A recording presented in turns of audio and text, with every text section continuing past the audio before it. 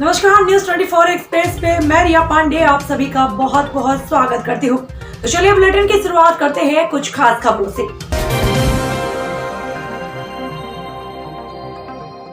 पुरानी पेंशन बहाली के लिए कर्मचारी अधिकारियों ने तहसीलदार को सौंपा ज्ञापन।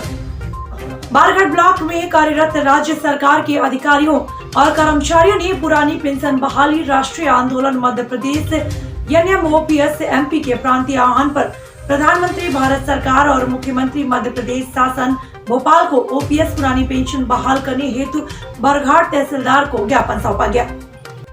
पुरानी पेंशन बहाली के लिए कर्मचारी अधिकारियों ने तहसीलदार को सौंपा ज्ञापन।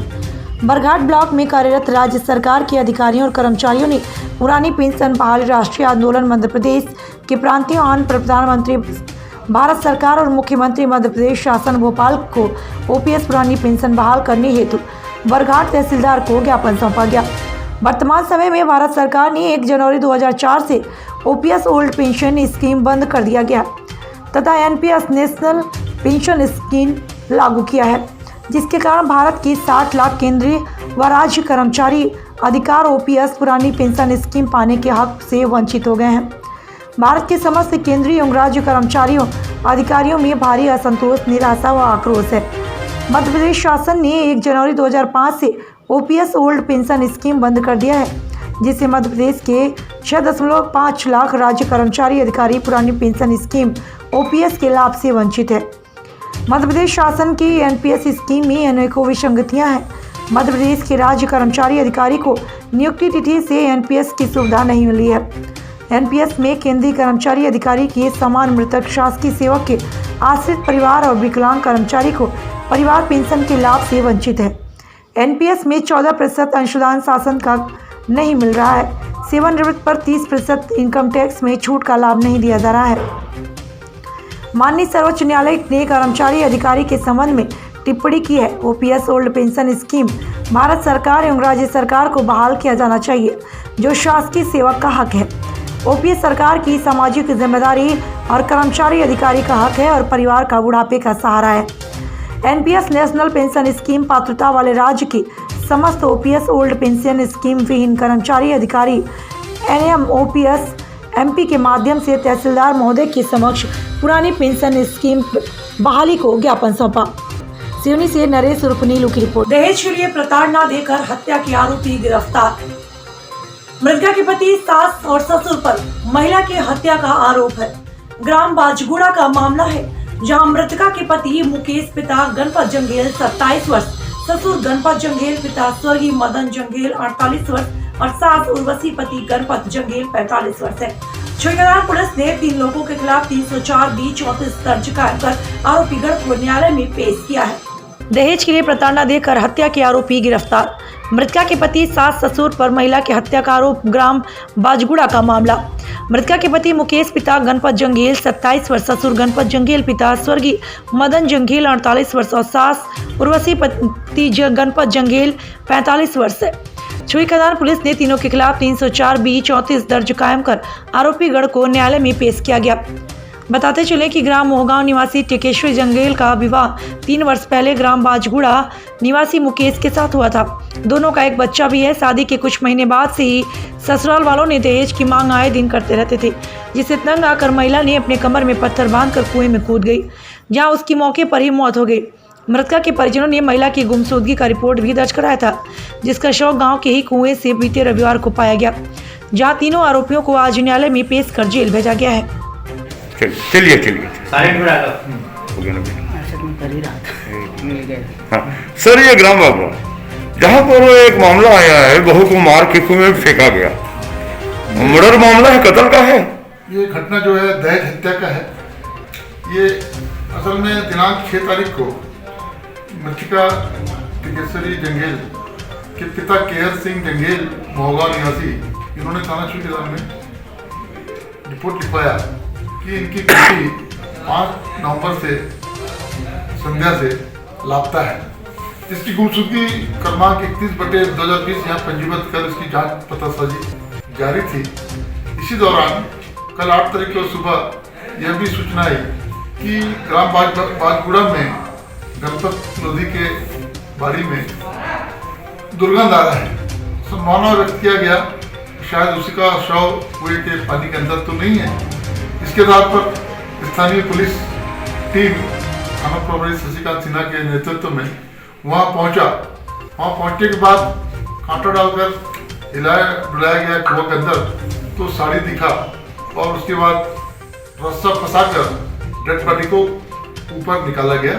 तो वो टिकेश्वरी जंगेल की डेड बॉडी थी, जिस पर से मर्ग रजिस्टर्ड किया गया और आरोपी पकड़े गए, जांच पड़ताल किया गया। तो इसमें उसके पिता ने भी शिकायत किया कि करीबन आज से 3-3.5 साल पहले उसका सामाजिक रीति रिवाज के अनुसार शादी हुआ था। शादी में उसको जो अपनी सहमति के मुताबिक घरेलू सामान दहेज में दिया गया था, इसके बावजूद भी ससुराल वाले द्वारा 1 लाख रुपए नकद की लगातार मांग कर रहे थे। इसके कारण से उसकी बहू को नवविवाहिता को प्रताड़ित कर रहे थे मानसिक शारीरिक रूप से, जिसकी वजह से उनका विवाद झगड़ा भी होता था।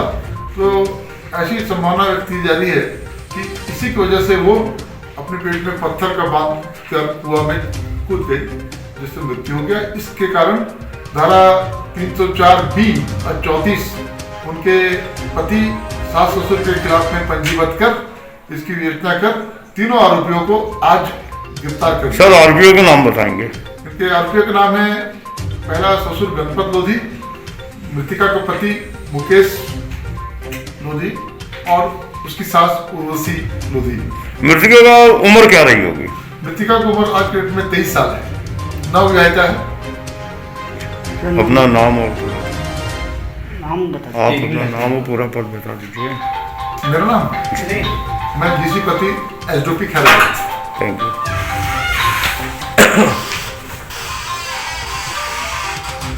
हाँ चलो।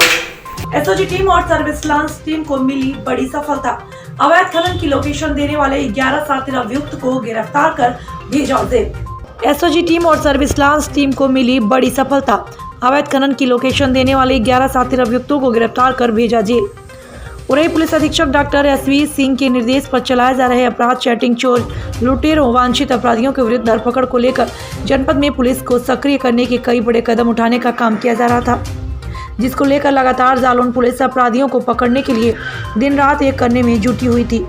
तो वहीं पर लगातार अवैध खनन जैसे मामलों की जानकारी पुलिस प्रशासन को हो रही थी, जिसको लेकर सीजन आती ही जनपद जालौन का यह बुंदेलखंड अवैध खनन के रूप में काफ़ी प्रसिद्ध माना जाता है, जिसको लेकर खनन माफिया हमेशा सुर्खियों में छाए रहते हैं। सरकारी पट्टा कराकर भी नियम अनुसार क्षति पहुंचाने का काम करते हैं, जिससे कई लोगों को हानि पहुंचती है। यहां तक कि लगातार जनपद जालौन से कई खनन घाटों के पास से ऐसी घटनाओं को अंजाम दे चुके हैं। बालू माफिया जो बड़ी घटनाओं में तब्दील हो गई है, लेकिन तब भी खनन माफिया अपनी इन हरकतों से बाज नहीं आ रहे।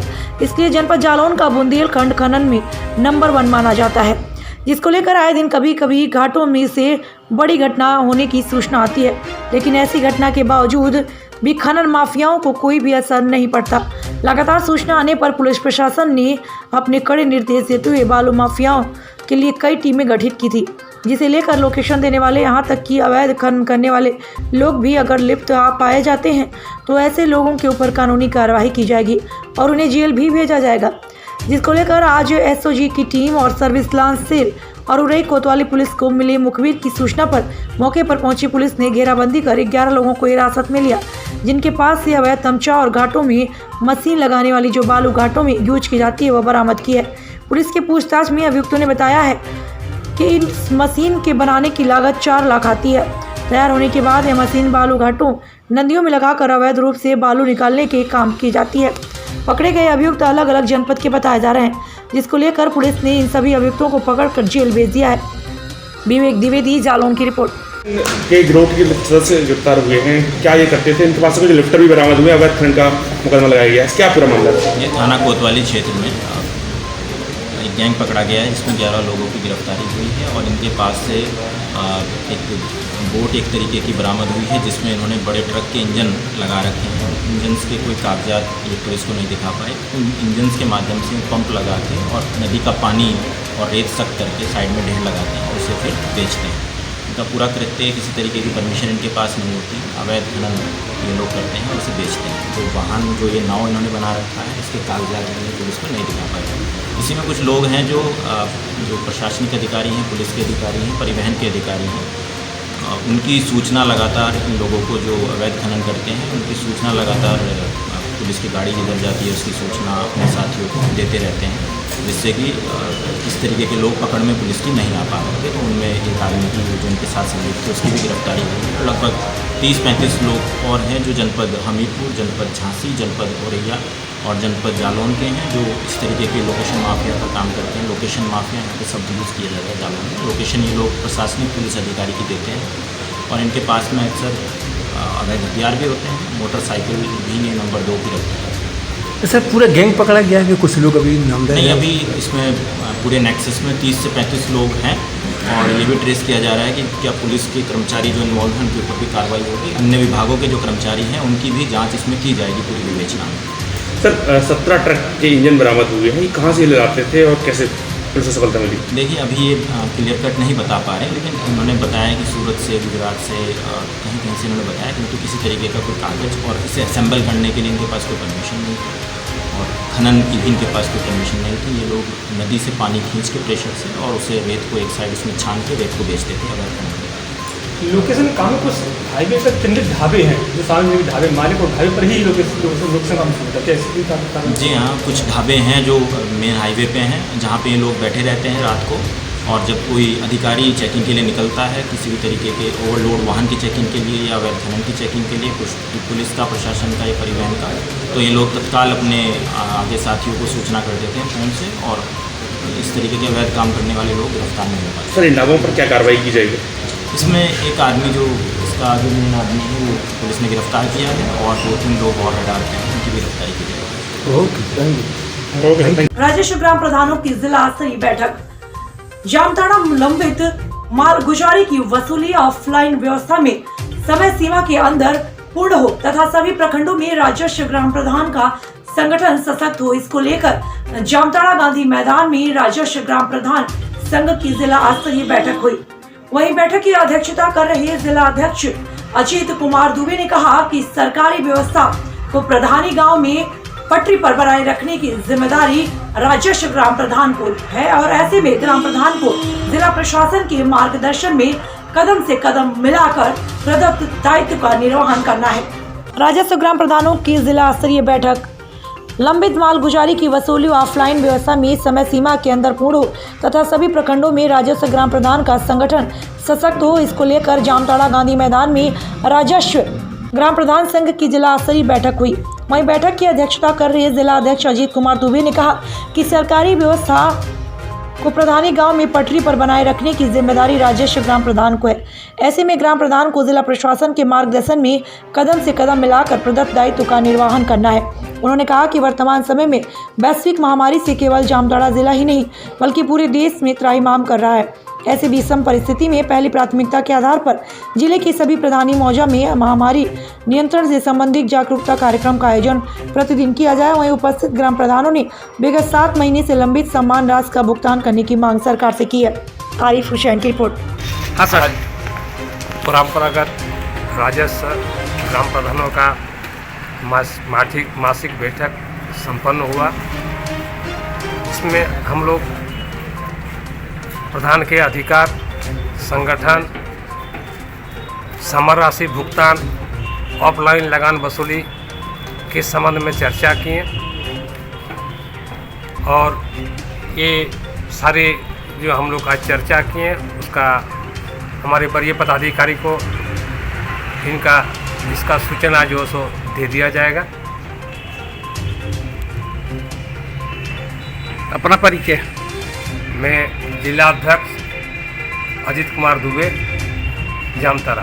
बैठक का पदाधिकारी को हाँ बोलिए। बैठक आज जिला स्तरीय बैठक, ये समीक्षा बैठक का आयोजित किया गया, जिसमें ये चर्चा का विषय रहा कि हम सभी ग्राम प्रधान को जो अधिकार दिया गया है, जिस अधिकार को बरकरार रखा जाए।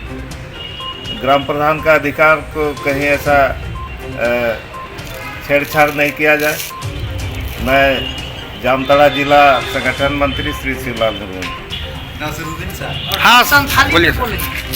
जिला के ग्राम प्रधान प्रधान अध्यक्ष कर्नाटक की ओर से बोल रहे हैं। हम लोगों के जब कोर्ट में आदेश हुआ है, आदेश के बावजूद भी चिट्ठी सरकार नहीं निकाल रही है। मरवाही उपचुनाव का मतगणना आज कांग्रेस से डॉक्टर के ध्रुव और बीजेपी से डॉक्टर गंभीर सिंह चुनावी मैदान में। कांग्रेस और बीजेपी का सीधा मुकाबला। मरवाही उपचुनाव का मतगणना आज कांग्रेस से डॉक्टर के ध्रुव और बीजेपी से डॉ गंभीर सिंह चुनावी मैदान में। कांग्रेस और बीजेपी का सीधा मुकाबला। मतगणना की तैयारी पूरी 20 राउंड में होगी। मतगणना सुबह 8 बजे शुरू होगी। मतगणना 1104 कोरोना मरीजों ने डाक पत्र से किया था मतदान। मरवाही में 1,91,000 मतदाता हैं। 77.25 मतदाताओं ने मताधिकार का किया उपयोग। पेंड्रा के गुरुकुल स्कूल में 14 टेबलों में होगी मतगणना। पूर्व मुख्यमंत्री अजीत जोगी के निधन के बाद खाली हुआ था सीट। सर, जैसा कि आज मतगणना है, लगातार बीजेपी और कांग्रेस अपने अपने दावे करती नजर, तो क्या लगता है आपको? देखिए, मरवाही शुरू से ही कांग्रेस का गढ़ रहा है और मरवाही में पिछले हम लोग 1 महीने से यहाँ पर चुनाव प्रचार के दौरान थे। जो आम मतदाता के मन में एक विश्वास पैदा हुआ कि अनुसूचित जनजाति का पिछड़ा इलाका, वनांचल से घिरा हुआ ये क्षेत्र विकास की बाट जोक रहा था पिछले 20 सालों से छत्तीसगढ़ बनने के बाद। इस प्रदेश के यशस्वी मुख्यमंत्री भूपेश बघेल जी ने बिना किसी राजनीतिक फायदे और नुकसान के इसको जिला घोषित किया और जिला घोषित करने के 15 अगस्त को जिला घोषित करने के बाद 10 फरवरी को इसका उद्घाटन किया। तो अब आम जनता को ये लग रहा है कि प्रशासन उनके सामने खड़ा है, उनके द्वार पर खड़ा है। लोगों की छोटी छोटी समस्याओं के लिए 120 किलोमीटर दूर बिलासपुर हेडक्वार्टर जाना पड़ता था। आज लोगों को ये विश्वास हुआ कि जो प्रशासन है वो उनके साथ खड़ा हुआ है। जिस तरीके से वनांचल क्षेत्रों में काम हो रहा है, लोगों को मनरेगा के तहत कोरोना काल में काम मिला। यहाँ पर बिजली की बहुत बड़ी समस्या थी जिसका निदान हुआ। 3 सब स्टेशन यहाँ पर आए। तो एक विश्वास के रूप में मैं ऐसा मानता हूँ कि यहाँ की जनता एक विश्वास के रूप में कांग्रेस के साथ खड़ी हुई है और जो कांग्रेस का गढ़ था वो हमेशा 17वें सीट के रूप में आएगा। आप पूरी तरह से आश्वस्त हैं? हाँ जी, हम पूरी तरीके से आश्वस्त हैं। जिस तरीके से अमित जोगी ने बीजेपी का समर्थन किया, तो क्या जोगी फैक्टर कहीं ना कहीं असर करेगा? कौन अमित जोगी? अमित जोगी इस चुनाव में कहीं कोई मायने नहीं रखते थे, लेकिन बीजेपी का तो सपोर्ट किए ना। वो पहले भी करते आ रहे हैं। पिछले 10 सालों से 8 सालों से कांग्रेस के पीठ में छुरा भोंकने का काम जोगी परिवार करता आया है और उसका परिणाम आपको दिखा कि चुनाव में जब उनको यहाँ पर जो न्यायालय था उसने बताया कि आदिवासी नहीं और उनको यहाँ चुनाव लड़ने नहीं मिला तो बीजेपी के साथ चले गए। बीजेपी का खुलेआम सपोर्ट किया। पहले वो पीठ पीछे सपोर्ट करते थे, आज खुलेआम कर रहे हैं। तो उनसे हमको कोई डर नहीं है। और वैसे भी अमित जोगी अपना मानसिक संतुलन खो बैठे हैं। उनके पिता का एक यहाँ पर जनाधार जरूर था पर ये जनाधार इन चुनाव के दौरान देखने को नहीं मिला है। अभी बीच में अमित जोगी ने एक ट्वीट किया था और एक सोशल मीडिया में उनका संदेश भी वायरल हुआ था कि कांग्रेस सिर्फ 19 केंद्रों में ही जीत रही, बाकी 270 बूथ हार रही है। इसमें आप क्या बोलेंगे? अमित जोगी के उस ट्वीट को देख के लगता है कि वो ईवीएम के मशीन के अंदर झांक कर काम कर रहे हैं। मैंने आपसे कहा कि अमित जोगी मानसिक संतुलन खो बैठे हैं। उनका निर्णय आत्मघाती निर्णय था और आने वाले समय के लिए उनके लिए राजनीति के दरवाजे बंद हो चुके हैं। कांग्रेस के हिसाब से आज के परिणाम किस आधार पे आ सकते हैं? कैसा मतों से जीतता है? मेरा ऐसा मानना है कि 20,000 प्लस मतों से हम लोग चुनाव जीतेंगे और ये चुनाव 17वीं सीट के रूप में कांग्रेस का विधायक विधानसभा में जाएगा। विधायक अगर 17 में आ जाता है तो क्या मुख्य यहाँ की समस्याओं को दूर कर सकेंगे? देखिए, मैंने आपसे शुरू से कहा कि बहुत ही पिछड़ा इलाका था। जब मुख्यमंत्री जी प्रदेश अध्यक्ष थे वहाँ यहाँ इस क्षेत्र में आते थे, उनको बहुत सारी समस्याओं से हमारे कांग्रेस के कार्यकर्ता रूबरू कराते थे।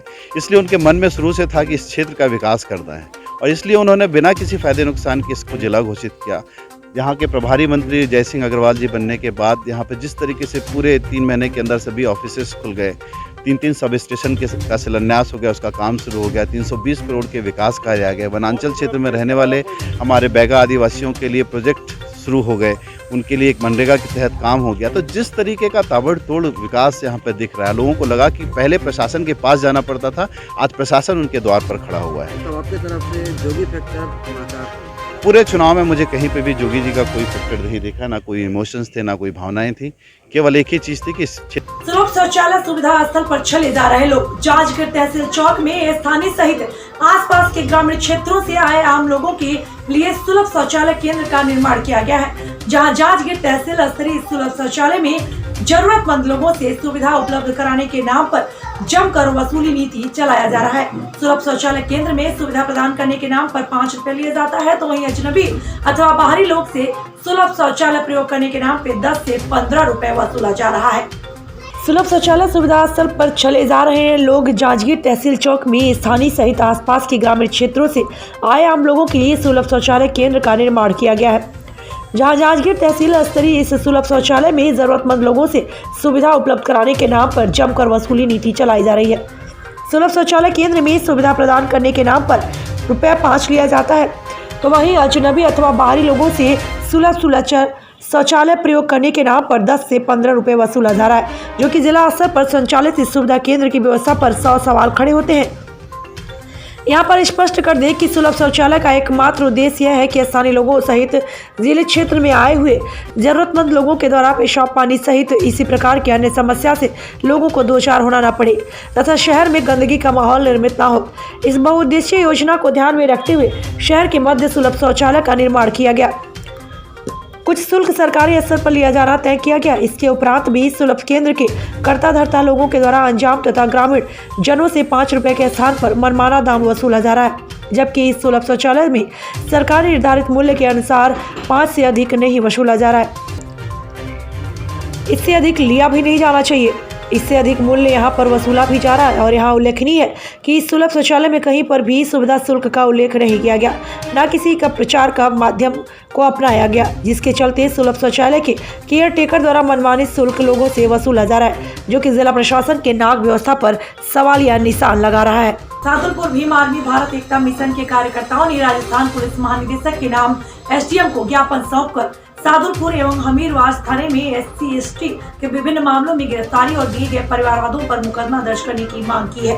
सादुलपुर भीम आर्मी भारत एकता मिशन के कार्यकर्ताओं ने राजस्थान पुलिस महानिदेशक के नाम SDM को ज्ञापन सौंपकर सादुलपुर एवं हमीरवास थाने में SC/ST के विभिन्न मामलों में गिरफ्तारी और दिए गए परिवारवादों पर मुकदमा दर्ज करने की मांग की है। एडवोकेट मंजू बौद्ध ने बताया कि सादुलपुर हमीरवास थाने में गत 6 माह के दौरान दर्ज हुए मामलों की जांच धीमी गति से चल रही है। जब भी पीड़ित पक्ष मामले की जानकारी लेने जाते हैं तो उनको संतोषजनक जवाब नहीं दिया जा रहा है तथा कई मामले तो दर्ज भी नहीं किए गए। महिलाओं के मामले भी शामिल है। सर, मैं एडवोकेट मंजू बौद्ध राजगढ़ कोर्ट से। ये मतलब हमारे SC/ST पे जितने भी मामले हो रहे हैं, जितने भी अत्याचार बढ़ रहे हैं, महिलाओं के साथ जितनी भी घटनाएं हो रही है, उनमें ने तो ये मतलब FIR करते हैं और FIR कर देते तो और उसको लटका के छोड़ देते हैं, ने चालान करते हैं। और ये एक महिला आई थी कल जयपुर से पीड़िता, ये कल सुबह 5 बजे से लेकर रात को 9 बजे तक थाने के आगे बैठी रही, लेकिन थाने वालों ने इसकी कोई कार्रवाई नहीं की। और अब मतलब इसको ऐसे कह दिया कि आप जयपुर जाके करवाओ, वहाँ जाके करवाओ। एक लेडीज़ कहाँ जाएगी, कोई कहीं सुनवाई नहीं हो रहा है। अगर यहाँ पे हमारी थाने में सुनवाई होती है तो ठीक है, नहीं तो फिर हम आगे जाएंगे। अज्ञात वाहन की चपेट में आकर हुई बाइक सवार युवक की मौत। अज्ञात वाहन की चपेट में आकर हुई बाइक सवार युवक की मौत। सड़क हादसे में एक ने गंवाई जान। उत्तर प्रदेश के जनपद बिजनौर के थाना शिवहारा क्षेत्र की खूनी हो चली क्षेत्र की सड़कों पर हर रोज खून बहना और जान जाना आम सी बात हो गई है। इसी बीती देर रात ग्राम जागीर निवासी धर्मवीर सिंह 30 वर्ष पुत्र तोताराम सिंह, जो कि बगवाड़ा से पैदल ही अपने गांव को लौट रहा था, को मुरादाबाद मार्ग स्थित बगवाड़ा के निकट हाईवे पर किसी अज्ञात वाहन ने कुचल दिया। मौके पर पहुंची पुलिस ने घायल को CSC भेजा, जहां डॉक्टरों ने उसको मृत घोषित कर दिया। पुलिस ने शव को पोस्टमार्टम के लिए भेजकर मामले की जांच शुरू कर दी है। कुपोषण से बच्चों को बचाने के लिए पोषण का करें नियमित वितरण। सबलगढ़ एकीकृत परियोजना महिला एवं बाल विकास सबलगढ़ की परियोजना अधिकारी रचना जैन ने शहरी क्षेत्र के आंगनबाड़ी केंद्रों का औचक निरीक्षण किया तथा संबंधित कार्यकर्ताओं एवं सहायिकाओं को सुधार के निर्देश दिए। कुपोषण से बच्चों को बचाने के लिए पोषण का करें नियमित वितरण। जैन एकीकृत परियोजना महिला एवं बाल विकास सबलगढ़ की परियोजना अधिकारी रचना जैन ने शहरी क्षेत्र के आंगनबाड़ी केंद्रों का औचक निरीक्षण किया तथा संबंधित कार्यकर्ताओं एवं सहायिकाओं को सुधार के निर्देश दिए। एकीकृत परियोजना महिला बाल विकास सबलगढ़ की परियोजना अधिकारी रचना जैन ने शहरी क्षेत्र के आंगनबाड़ी केंद्रों का निरीक्षण किया। सबसे पहले वार्ड 12 का औचक निरीक्षण किया। निरीक्षण में स्टॉक पंजिका को देखा तथा स्टॉक का मिलान मौके पर किया। इस अवसर पर उन्होंने बच्चों एवं गर्भवती धात्री महिलाओं तथा किशोरी बालिकाओं से बातचीत की तथा उन्होंने मास्क लगाने तथा नियमित रूप से हाथ धोने की सलाह दी। उन्होंने बताया कि पोषण आहार का नियमित रूप वितरण करें। हम प्रयास करके कोरोना को हराना है। जब तक वैक्सीन नहीं है तब तक कोई ढिलाई नहीं होनी चाहिए। मास्क का नियमित उपयोग ही बचाव है। टीकाकरण और वजन नियमित रूप से करें। केंद्र पर सफाई का ध्यान रखें। प्रत्येक केंद्र पानी की बाल्टी एवं साबुन रखें तथा नियमित रूप से हाथ धोएं। यह ध्यान रखें कि हितग्राहियों को शासन की योजनाओं का समय पर लाभ मिले। आंगनबाड़ी संचालन में किसी भी प्रकार की कोई कोताही बर्दाश्त नहीं की जाएगी। आंगनबाड़ी केंद्र का समय पर नियमित संचालन करें तथा महिलाओं, बालिकाओं एवं बच्चों को जागरूक करें। इस अवसर पर उन्होंने गर्भवती दात्री महिलाओं से टीकाकरण, पोषण आहार एवं संतुलित आहार पर चर्चा की तथा विस्तार से समझाया। इस अवसर पर उन्होंने आंगनबाड़ी की बागवानी को देखा तथा पेड़ पौधों को लगाकर बागवानी की तारीफ की तथा नियमित देखभाल के निर्देश दिए। इस अवसर पर रचना जैन, विक्रांत शर्मा, पवन मिश्रा, ज्योति शर्मा, अर्चना शर्मा, ममता जाटव, रेखा परमार, राजकुमारी जग्गा रमावती रावत, रानी शर्मा, गोपाली मीणा, माया कुशवाहा सहित सभी आंगनबाड़ी कार्यकर्ता, सहायिकाएं, महिलाएं, बच्चे तथा किशोरी बालिकाएं उपस्थित रही। सबलगढ़ से अनिल बुधौलिया की रिपोर्ट। राजनांदगांव जिले के बुनियादी पुलिस प्रशिक्षण विद्यालय में आज 73वां नव आरक्षक दीक्षांत समारोह का आयोजन किया गया, जिसमें देशभक्ति का जज्बा पाले प्रदेश भर की 57 महिला नव आरक्षकों ने अनुशासन और कर्तव्य निष्ठा की शपथ ली। इस मौके पर प्रशिक्षण के दौरान उत्कृष्ट कार्य करने वाली 9 महिला आरक्षकों का सम्मान दुर्ग रेंज के पुलिस महानिरीक्षक विवेकानंद सिन्हा की ने प्रशस्ति पत्र और प्रतीक चिन्ह भेंट करके किया। राजनांदगांव के जिले के बुनियादी पुलिस प्रशिक्षण विद्यालय में आज 73वां नव आरक्षक दीक्षांत समारोह का आयोजन किया गया, जिसमें देशभक्ति का जज्बा पाले प्रदेश भर की 57 महिला नव आरक्षकों ने अनुशासन और कर्तव्य निष्ठा की शपथ ली। इस मौके पर प्रशिक्षण के दौरान उत्कृष्ट कार्य करने वाली 9 महिला आरक्षकों का सम्मान दुर्ग रेंज के पुलिस महानिरीक्षक विवेकानंद सिन्हा ने प्रशस्ति पत्र और प्रतीक चिन्ह भेंट कर किया। राजनांदगांव जिले के बुनियादी पुलिस प्रशिक्षण विद्यालय में 73वें नव आरक्षक दीक्षांत समारोह का आयोजन किया। इस दीक्षांत समारोह में नव आरक्षकों ने आकर्षक मार्च पास्ट कर अतिथि को सलामी दी गई। बैंड की धुन पर नव आरक्षकों के मार्च पास्ट से उनकी दक्षता और अनुशासन प्रदर्शित हो रही थी। दीक्षांत परेड की सलामी दुर्ग रेंज के आईजी विवेकानंद सिन्हा ने ली। तत्पश्चात 57 महिला नव आरक्षकों को मातृभूमि की सेवा के लिए अनुशासन और कर्तव्य निष्ठा की शपथ दिलाई गई। नक्सलियों को मुंहतोड़ जवाब देते हुए शहीद होने वाले जवानों के परिवार की महिलाओं ने आज नव आरक्षक के पद को पाया और पूरी निष्ठा के साथ हर मोर्चे पर लड़ाई लड़ने की ठानी है। महिला नव आरक्षकों ने कहा कि देश सेवा करना गर्व की बात है। शपथ लेकर महिला नव आरक्षकों ने पूरी निष्ठा के साथ अपनी सेवाएं देने की बात कही। दीक्षांत समारोह में पीटीएस पुलिस अधीक्षक इरफान उल रहीम खान ने कहा कि पूरे प्रदेश के विभिन्न जिलों बीजापुर, दंतेवाड़ा, सुकमा, करवधा, दुर्ग, रायपुर, राजनांदगांव से 57 महिला नव आरक्षकों ने पुलिस प्रशिक्षण के लिए प्रवेश किया, जिनमें से 42 महिला नव आरक्षक अनुकंपा नियुक्ति से है। बुनियादी पुलिस प्रशिक्षण विद्यालय में अभी तक 15,000 से अधिक नव आरक्षक पास से आउट होकर देश सेवा में लगे हुए हैं। दीक्षांत समारोह को संबोधित करते हुए दुर्ग रेंज के पुलिस महानिरीक्षक विवेकानंद सिन्हा ने कहा कि आज नक्सली उन्मूलन में महिलाएं पुरुषों के साथ मिलाकर काम कर रही हैं। यह गर्व की बात है। 9 महीने के कठिन प्रशिक्षण के बाद नौ आरक्षक हर मौसम और हर समय में देश के दुश्मनों से निपटने के लिए सक्षम है। इस मौके पर उत्कृष्ट कार्य करने वाले नौ आरक्षकों का सम्मान भी किया गया। इसी तरह प्रशिक्षण विद्यालय में योगदान देने वालों को प्रतीक चिन्ह भेंट कर सम्मानित किया गया। नौ आरक्षक बने, क्या कैसा लगा? हम लोग को बहुत अच्छा लगा और मतलब गौरवान्वित हो रहे हैं कि मतलब हम लोग 1 साल से यहाँ ट्रेनिंग कर रहे हैं और आज हम लोग का पासिंग आउट हुआ, जिसमें सब सफलतापूर्वक हुई और अच्छा ही लगा। किस तरह का ट्रेनिंग दिया गया आपको? हमें राइफल के बारे में ट्रेनिंग दिया गया है, नक्सल के बारे में बताए गए हैं कि नक्सल क्षेत्र से कैसे मतलब हमको उनका सामना करना है और उनसे लड़ने की प्रेरणा मिली है। यही सब शिक्षा दिए गए हैं। अभी आप यहाँ पर नौ आरक्षक बनी हैं, तो आप पहले से लग रहा था कि हमें पुलिस में ही जाना है? नहीं सर, पहले से तो नहीं लगा। वैसे हम लोग अनुकंपा से आए हैं, तो ये सोच के नहीं आए थे कि हम पुलिस में ऐसे आ जाएंगे। अचानक से हम लोग के साथ हादसा हुआ, फिर हम लोग अनुकंपा में आ गए और यहाँ आने के बाद हम लोग को बहुत अच्छा लगा। यहाँ के टीचर्स, हमारे शिक्षक हम लोग को बहुत मदद किए और हम लोग का बहुत मतलब आगे बढ़ने के लिए प्रेरणा दिए गए हैं और अच्छी शिक्षा दी जाती है यहाँ राजनांदगांव पीटीएस में। नाम बता दो अपना। मेरा नाम केसरी कंवर, जिला राजनांदगांव की। आजा बेटा आप। आज 73वां दीक्षांत समारोह परेड का आयोजन किया गया और जिसमें मोस्टली बस्तर एवं सरगुजा क्षेत्र के नव आरक्षक यहाँ पे शामिल थे। उनके द्वारा बहुत ही अच्छा मार्च पास्ट का उदाहरण पेश किया गया। उनका टर्न आउट अच्छा था, उसके लिए मैं उनको शुभकामनाएँ दी। और पिछले 9 महीनों में पीटीएस राजनांदगांव में उन्होंने जो सीखा है, जो उनको सिखलाई दी गई है, चाहे वो बुनियादी प्रशिक्षण के संबंध में हो या जो आज के परिवेश जो तकनीकी ज्ञान होता है या साइंटिफिक एड्स टू इन्वेस्टिगेशन होता है, इसके अलावा उनको जो आधुनिक हथियार है उनका प्रशिक्षण दिया गया है। इसके अलावा किस प्रकार में समाज के सामने एक पुलिस अधिकारी को, एक पुलिस कर्मचारी को किस प्रकार से पेश आना चाहिए उसके संबंध में बताया गया है। और साथ में किस प्रकार से मानव अधिकारों को आपको संरक्षण करना है, उनकी रक्षा करना है और उसके लिए जो आपकी जिम्मेदारी आपको सौंपी गई उसके बारे में यहाँ पे सिखलाई दी गई है। तो निश्चय ही यहाँ पे जो सिखलाई दी गई है वो जब अभी फील्ड में तैनात होंगे, निश्चय ही उनको कार्य करने में सहूलियत होगी और निश्चय ही अपने कार्य को सफलता तक अंजाम दे पाएंगे। सर, जंगलवार की भी ट्रेनिंग दी गई है नक्सल प्रभावित क्षेत्र में ड्यूटी में। जैसे मैंने बताया कि आधुनिक तो न्यूज़ 24 एक्सप्रेस पर खबरों का सिलसिला लगातार जारी है, तो देखते रहें न्यूज़ 24 एक्सप्रेस। लेकिन मुझे दीजिए फिलहाल के लिए इजाजत। नमस्कार।